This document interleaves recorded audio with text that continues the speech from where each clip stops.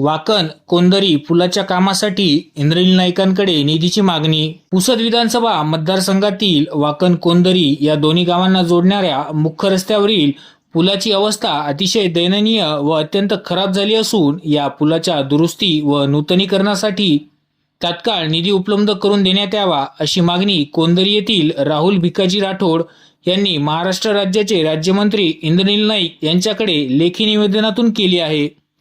सन 2024-25 मध्ये जुलै ते सप्टेंबर महिन्यात झालेल्या अतिवृष्टीमुळे वाकण व कोंदरी पोखरी ते माळहुरा मार्गे जोडणाऱ्या मुख्य रस्त्यावरील दोन्ही पुलाचा दर्जा फार मोठ्या प्रमाणात खालवल्याने पावसाच्या तीव्र प्रवाहामुळे पुलाची संरचना अतिशय कमकुवत झाली आहे।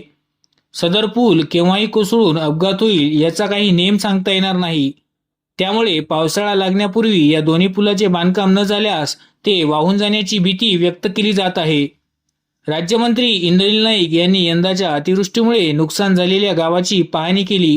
त्यावेळी या दोन्ही पुलांची पाहणी केली होती व या दोन्ही पुलाच्या बांधकामासाठी तात्काळ निधी उपलब्ध करून देण्याची ग्वाही देखील दिली होती। मात्र अद्यापही या पुलाच्या कामाला सुरुवात न झाल्याने दोन्ही ग्रामस्थांमध्ये नाराजीचे सूर छेडले जात आहे।